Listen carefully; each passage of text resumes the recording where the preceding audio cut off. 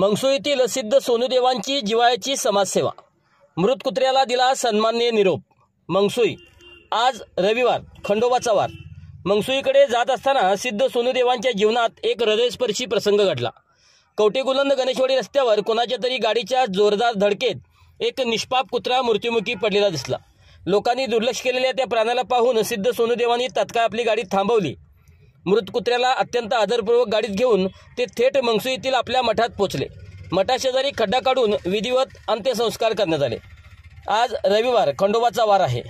आपल्या महाराष्ट्रीयन परंपरेमध्ये कुत्र्याला खंडोबा मानलं जातं. आजचे हे कुत्र्यावरील अंत्यसंस्कार अतिशय हृदयस्पर्शी आहेत. या कृतीतून समाजातील प्रत्येक जीवाबद्दल असलेली त्यांची करुणा व संवेदनशीलता दिसून आली.